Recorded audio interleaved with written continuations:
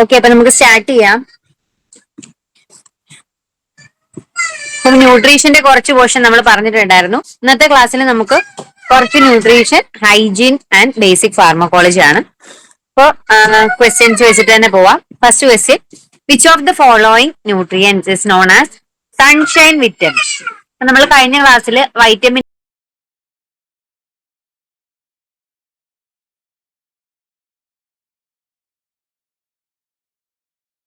ന്റെ പോർഷൻസ് ആയിരുന്നു ഡിസ്കസ് ചെയ്തത്. വേരിയസ് വിറ്റമിൻസ്, അതിന്റെ ബോഡിയിലുള്ള ഫങ്ഷൻസ്, അതിന്റെ നെയിംസ്, അത് ഏതൊക്കെ സോഴ്സ് ആണ് അവൈലബിൾ ആയിട്ടുള്ളത് എന്നുള്ള കാര്യം. ഇപ്പൊ സൺഷൈൻ വിറ്റമിൻ എല്ലാവർക്കും അറിയുന്ന കാര്യമാണ്. Vitamin C, A, K, D. Answer ഏതാണ്? വൈറ്റമിൻ ഡി ആണ്. അപ്പൊ വൈറ്റമിൻ ഡി യെ സൺഷൈൻ വിറ്റമിൻ എന്ന് വിളിക്കാനുള്ള കാരണമുണ്ട്.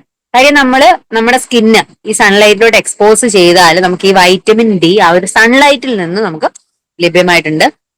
ഈ വൈറ്റമിൻ ഡി നമ്മുടെ ബോൺസ്, ടീത്ത് എന്നിവയൊക്കെ ഹെൽത്തിയും സ്ട്രോങ്ങും ആക്കാനായിട്ട് ഹെൽപ്പ് ചെയ്യുന്നുണ്ട്.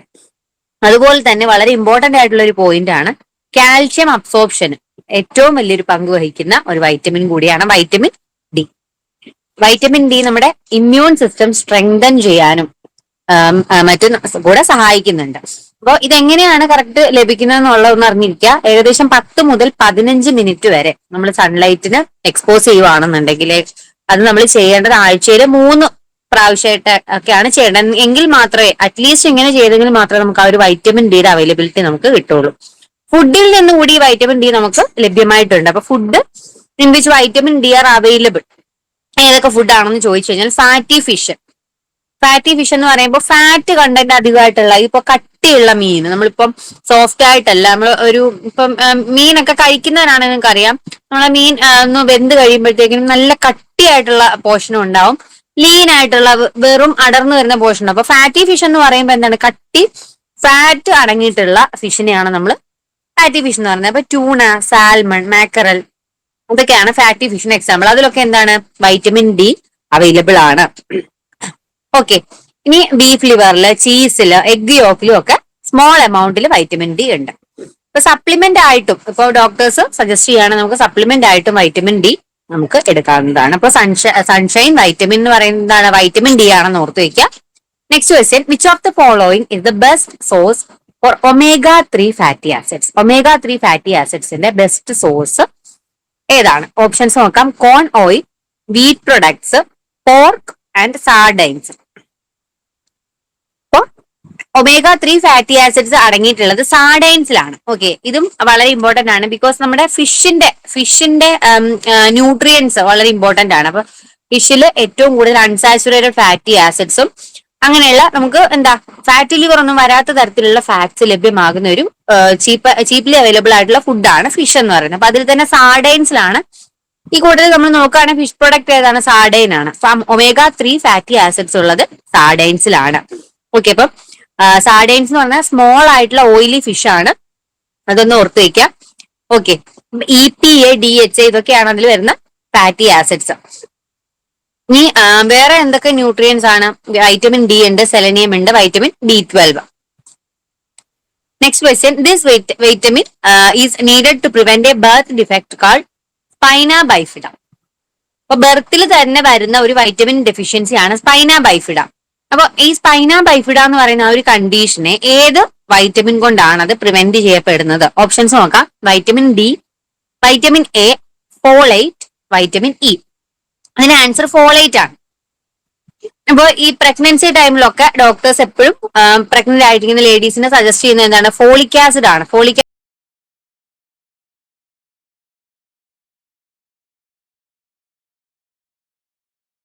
ആസിഡ് ടാബ്ലറ്റ് ആണ്. അത് ശരിക്കും പ്രഗ്നൻസിയുടെ ആ തൊട്ട് മുമ്പത്തെ 2 മാസം മുമ്പ് വരെ കഴിക്കാനായിട്ട് പറയും.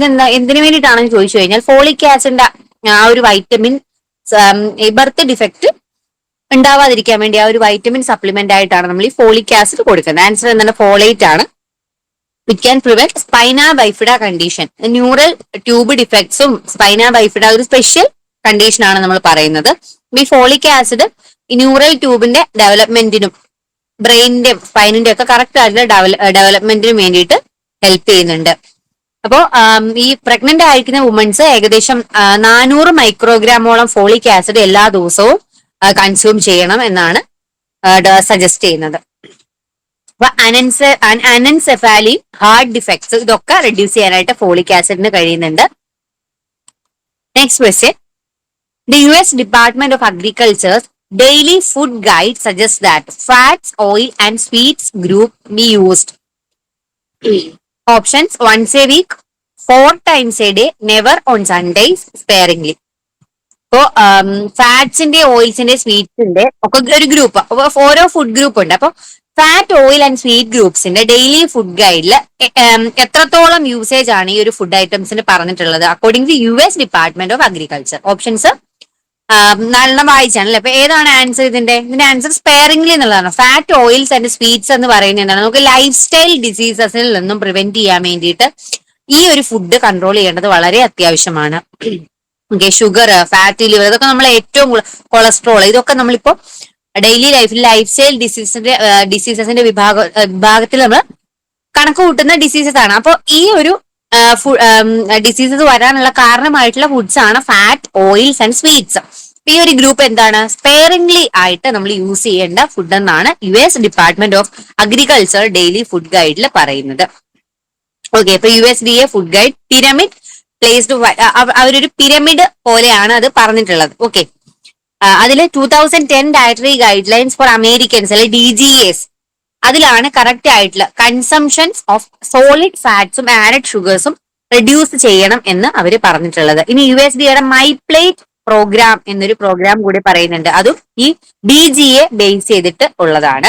ഓക്കെ, ഇവരുടെ ഒരു സൈറ്റ് ഉണ്ട്, choosmyplate.government എന്നാണ് ആ സൈറ്റിന്റെ പേര്. Next question, the US Department of Agriculture's daily food guide calls for eating dash servings of fruit group everyday. ഇപ്പൊ ഫ്രൂട്ട് ഗ്രൂപ്പിന്റെ സെർവിങ്സും according to the US Department of Agriculture എത്രയാണ് പറയുന്നത് എന്ന് ചോദിച്ചിട്ടുണ്ട്. ഇതിന് ആൻസർ 2 to 4 ആണ്. അപ്പൊ ഓരോ ദിവസവും നമ്മൾ daily 2 to 4 servings of fruit group നമ്മൾ എന്ത് ചെയ്യണം? കൺസ്യൂം ചെയ്തിരിക്കണം എന്നാണ് according to US Department of Agriculture പറയുന്നത്. Next question, cracks in the corners of mouth, purplish colour to tongue, inflammation of eyes and loss of hair are the symptoms of the deficiency of. ഒരു vitamin ഡെഫിഷ്യൻസിനെ base ചെയ്തിട്ടുള്ള symptoms ആണ് നമ്മുടെ ക്വസ്റ്റ്യനിൽ പറഞ്ഞിട്ടുള്ളത്. അപ്പോൾ അത് ഏതാണെന്ന് ഐഡന്റിഫൈ ചെയ്യണം. Options: thiamine, riboflavin, niacin and pyridoxine. Okay, അപ്പൊ കോർണേഴ്സ് ഓഫ് ദ മൗത്തിൽ ക്രാക്സ് വരിക, ടങ്ങിന് ഒരു പർപ്പിളിഷ് കളർ ആവുക, ഐ ഇൻഫ്ലമേഷൻ, ഹെയർ ലോസ്, ഇതൊക്കെ എന്തിന്റെ സിംറ്റം ആണെന്നാണ് ആൻസർ ഈസ് റിബോഫ്ലാവിൻ. ഓക്കെ, അപ്പം ഇതൊക്കെ റിബോഫ്ലാവിൻ അല്ലെങ്കിൽ വൈറ്റമിൻ B2 അഭാവം കൊണ്ടുണ്ടാവുന്ന അല്ലെങ്കിൽ ഡെഫിഷ്യൻസി കൊണ്ടുണ്ടാവുന്ന സിംറ്റംസ് ആണ്. അപ്പോൾ ഇത് പലതരത്തിൽ നമുക്ക് പറയാം. ആംഗുലാർ സ്റ്റൊമാറ്റിറ്റിസ്, അതിനാണ് നമ്മൾ cracks at the corners of the mouth എന്ന് പറയുന്നത്, ആംഗുലാർ സ്റ്റൊമാറ്റിറ്റിസ്. അപ്പോൾ ഇത് ഏറ്റവും first clinical sign of vitamin B2 deficiency എന്ന് പറയാം. ആംഗുലാർ സ്റ്റൊമാറ്റൈറ്റിസ് എന്ന് ചോദിച്ചാലും, cracks and corners of the mouth എന്നോ, അല്ലെ അൾസർ ലൈക്ക് മൗത്ത് കോർണേഴ്സ്, അങ്ങനെ ചോദിച്ചു കഴിഞ്ഞാൽ എന്താണ്? ഇതെല്ലാം vitamin B2 first clinical sign ആയിട്ട് നമുക്ക് പറയാനായിട്ട് പറ്റും. ഇനി മജന്ത ടങ് എന്ന് പറയുന്ന ആ ഒരു സിംറ്റം ആണ് പർപ്പിളിഷ് അല്ലെങ്കിൽ ഒരു മജന്ത കളർ ആയിട്ട് ടങ് കാണുക. അതും എന്താണ്? റൈബോഫ്ലാവിന്റെ ഡെഫിഷ്യൻസി കൊണ്ട് ഉണ്ടാകുന്നതാണ്. ഇനി ഐ ഇൻഫ്ലമേഷൻ എന്ന് പറഞ്ഞു. അപ്പൊ അത് പ്രോമിനന്റ് ആയിട്ട് കാണാൻ സാധിക്കുന്നില്ലെങ്കിൽ ഒരു മാനിഫെസ്റ്റേഷൻ, ഒരു ചെറിയൊരു ഇറിറ്റേഷൻ ഓർ ഇൻഫ്ലമേഷൻ ആയിട്ട് ഐസിൽ വരാം. ഹെയർ ലോസ്, ഇത് വൈറ്റമിൻ B2 ഇതിന്റെ കൂടെ തന്നെ, ഈ ഒരു സിംറ്റംസിന്റെ കൂടെ തന്നെ വരുന്ന ഒരു ഡെഫിഷ്യൻസി ആണ്. Next question, the prolonged use of large doses of vitamin A is. Options: hyper vitaminosis, hypero vitaminosis, hypo vitaminosis and all of the above. ഇതിന് ആൻസർ ഹൈപ്പർ വൈറ്റാമിനോസിസ് ആണ്. Okay, prolonged use of large dose of vitamin എയുടെ large dose ഉപയോഗിക്കുന്നത് കാരണം ഉണ്ടാകുന്ന hyper vitaminosis, അതായത് vitamin കൂടുതൽ, hyper എന്ന് നമ്മൾ പറയുന്നത് എന്താണ്? ഇൻക്രീസ്ഡ് ലെവൽ എന്നാണ്. ലാർജ് ഡോസിൽ വൈറ്റമിൻ A വരുന്നത് കാരണം ഉണ്ടാകുന്ന ഒരു കണ്ടീഷനാണ് ഹൈപ്പർ വൈറ്റാമിനോസിസ്. അപ്പൊ ഇതിന്റെ സിംറ്റംസ്: ഫാറ്റീഗ്, ഇറിറ്റബിലിറ്റി, സ്കിന്നിലൊക്കെ ഡ്രൈ ഇച്ചിയായിട്ട് ചൊറിച്ചിൽ പോലെ ഡ്രൈ ആയിട്ട് വരിക, ബോഡി ഹെയർ ലോസ് ചെയ്യുക, തലവേദന, മസിൽ പെയിന്, ചെറിയ തോതിലുള്ള ഫീവർ, വോമിറ്റിംഗ്, ഇതൊക്കെയാണ് സിംറ്റംസ് ഓഫ് ഹൈപ്പർ വൈറ്റമിനോസിസ്. അപ്പൊ എന്തുകൊണ്ടാണ് കോസസ് ആയിട്ട് പറയുന്നത്? വൈറ്റമിൻ എ സപ്ലിമെന്റ്സ് അധികമായിട്ട് എടുക്കുക. ഫോർ എക്സാമ്പിൾ, ഇപ്പൊ ഡോക്ടർ പ്രിസ്ക്രൈബ് ചെയ്യാതെ നമ്മൾ തന്നെ വൈറ്റമിൻ എ ഡെയിലി എടുത്തുകൊണ്ടിരിക്കുകയാണ്. പക്ഷെ നമ്മുടെ ബോഡിക്ക് ആവശ്യമായിട്ടുള്ള വൈറ്റമിൻ എ ഓൾറെഡി കിട്ടുന്നുണ്ട്. അപ്പൊ വെറുതെ പ്രിസ്ക്രിപ്ഷൻ ഇല്ലാതെ നമ്മൾ വൈറ്റമിൻ ഗുളിക മേടിച്ച് കഴിക്കരുതെന്ന് പറയുന്നത് എന്താണ്? ഇങ്ങനെ ഒരു ഹൈപ്പർ വൈറ്റമിനോസിസ് കണ്ടീഷൻ ഒഴിവാക്കാൻ വേണ്ടിയിട്ടാണ്. അപ്പൊ ഇത് നമ്മുടെ സ്കിൻ ക്രീംസ്, ചില സ്കിൻ ക്രീംസ്, റെറ്റിനോള് അടങ്ങിയിട്ടുള്ള സ്കിൻ ക്രീംസ് ഒക്കെ യൂസ് ചെയ്താലും ഇങ്ങനെ ഒരു കണ്ടീഷനിലേക്ക് പോകുന്നതായിട്ട് കാണുന്നുണ്ട്. ഇപ്പൊ വൈറ്റമിൻ എ കൂടിക്കഴിഞ്ഞാൽ അതിന് ചെയ്യേണ്ട ട്രീറ്റ്മെന്റ് എന്തൊക്കെയാണ്? ഇപ്പൊ റെറ്റിനോയിഡ്സിന്റെ ഉപയോഗം കുറയ്ക്കുക. അതേപോലെ തന്നെ നമ്മുടെ ഇപ്പോ പെട്ടെന്ന് ഈ ഹൈപ്പർ വൈറ്റമിനോസിസ് ഉണ്ട് എങ്കിൽ ഒരു എമർജൻസി അസിസ്റ്റൻസ്, അതായത് ഡോക്ടറെ കാണുക. ഇപ്പൊ റിസ്ക് ഫാക്ടേഴ്സ് ആയിട്ട് പറയുന്നത് ഈ ടോക്സിസിറ്റി വരാൻ കാരണമായിട്ടുള്ള, ഇപ്പൊ നമ്മൾ പറഞ്ഞതുപോലെ തന്നെ ഡോക്ടേഴ്സിന്റെ പ്രിസ്ക്രിപ്ഷൻ ഇല്ലാതെ വൈറ്റമിൻ എ വാങ്ങി കഴിക്കുന്നത്. അപ്പൊ അതൊക്കെ ഒഴിവാക്കാനായിട്ട് ശ്രദ്ധിക്കാം. Next question, diagrams of long bones of the limbs may be seen in. അപ്പം ഇത് ഒരു എന്താ, നമ്മൾ ക്ലിനിക്കലി നമുക്ക് ഡയഗ്നോസിസ് ചെയ്യുന്ന ഹൈപ്പർ വൈറ്റമിനോസിസ് തന്നെയാണ് ഇതിന്റെ ആൻസർ ആയിട്ട് വരുന്നത്. അപ്പൊ സ്കൈഗ്രാം ഓഫ് ലോങ് ബോൺസ്, അപ്പൊ അവിടെ ബോൺസിന്റെ ഒരു എക്സ്റേയിൽ നമുക്ക് എക്സ്റേ ഇമേജ് ആണ് സ്കൈഗ്രാം എന്ന് ഉദ്ദേശിക്കുന്നത്. അപ്പൊ ഈ ലോങ് ബോൺസ് അല്ലെങ്കിൽ ലിംസിന് കാണാനായിട്ട് പറ്റും. ഇപ്പൊ ഈ കണ്ടീഷൻ ഹൈപ്പർ വൈറ്റമിനോസിസിൽ വരുന്ന ഒരു കണ്ടീഷനാണ്. അപ്പൊ ലോങ് ബോൺസ് എക്സ്റേ ഇമേജിൽ കണ്ടു കഴിഞ്ഞാൽ അത് എന്ത് കണ്ടീഷനാണ്? ഈ ഒരു ഹൈപ്പർ വൈറ്റമിനോസിന്റെ കണ്ടീഷൻ ആണ്. Okay, next question, the macronutrients are called as. മാക്രോന്യൂട്രിയൻസിനെ നമ്മൾ എന്തെന്നാണ് വിളിക്കുന്നത്? Primary principles, proximate principles, both of the above and none. ഇതിന്റെ ആൻസർ, മാക്രോ ന്യൂട്രിയൻസിനെ നമ്മൾ വിളിക്കുന്നത് പ്രോക്സിമേറ്റ് പ്രിൻസിപ്പിൾസ് എന്നാണ്. ഓക്കെ, മാക്രോ ന്യൂട്രിയൻസിനെ നമ്മൾ പ്രോക്സിമേറ്റ് പ്രിൻസിപ്പിൾ എന്ന് വിളിക്കുന്നതിന്റെ കാരണം അത് നമ്മുടെ ഫുഡിന്റെ മെയിൻ പാർട്ട് ആയതുകൊണ്ടാണ്. അത് നമ്മുടെ ബോഡിക്ക് വളരെ അധികം ക്വാണ്ടിറ്റീസിൽ ആവശ്യമായിട്ടുള്ള ന്യൂട്രിയൻസ് ആണ് മാക്രോ ന്യൂട്രിയൻസ്. അതിന്റെ കമ്പോണൻസ് എന്ന് പറയുന്നത് കാർബോഹൈഡ്രേറ്റ്, ഫാറ്റ്, പ്രോട്ടീൻസ്, ഇവ അടങ്ങിയിട്ടുള്ള ഫുഡ്സിനെയാണ് നമ്മൾ മാക്രോ ന്യൂട്രിയൻസ് എന്ന് പറയുന്നത്. ഇതിനെ നമ്മൾ പ്രോക്സിമേറ്റ് പ്രിൻസിപ്പിൾസ് ആണ് വിളിക്കുന്നത്. എന്തുകൊണ്ടാണ്? Main bulk of the food അല്ലെങ്കിൽ main part of the food ആയതുകൊണ്ടാണ് അങ്ങനെ നമ്മൾ വിളിക്കുന്നത്. അപ്പോൾ ഈ മാക്രോ ന്യൂട്രിയൻസ് ഓക്സിഡൈസ് ആയിട്ടാണ് നമുക്ക് ശരീരത്തിന് ആക്ടിവിറ്റീസിന് വേണ്ട എനർജി പ്രൊഡ്യൂസ് ചെയ്യുന്നത്.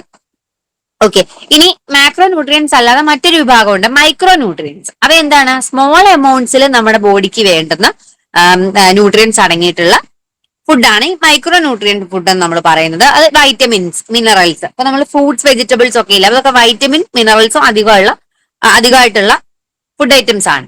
അപ്പൊ മാക്രോ ന്യൂട്രിയൻസ് അടങ്ങിയിട്ടുള്ളത് carbohydrate, fat, proteins, fibre and water. Micro ന്യൂട്രിയൻസിന് എക്സാമ്പിൾ എന്തൊക്കെയാണ്? Calcium, iron, vitamins. ഇതൊക്കെ എന്താണ്? മൈക്രോ ന്യൂട്രിയൻസ് വിഭാഗത്തിൽ പെടുന്നതാണ്. അപ്പൊ മൈക്രോ ന്യൂട്രിയൻസിന്റെ ഫങ്ഷൻസ് നോക്കുക. ഡാമേജ് സെല്ലിനെയും ടിഷ്യൂസിനെയും ഒക്കെ റിപ്പയർ ചെയ്യുക. അതുപോലെ തന്നെ ഇൻഫെക്ഷ്യസ് ആയിട്ടുള്ള pathogen like bacteria, virus, fungus ഒക്കെ കോസ് ചെയ്യുന്ന ഡിസീസ്, ഇൻഫെക്ഷ്യസ് ആയിട്ടുള്ള ഡിസീസിന് അഗൈൻസ്റ്റ് ആയിട്ട് ഫൈറ്റ് ചെയ്യുക. ഇതൊക്കെയാണ് മൈക്രോ ന്യൂട്രിയൻസിന്റെ ഫംഗ്ഷൻ ഇൻ അവർ ബോഡി.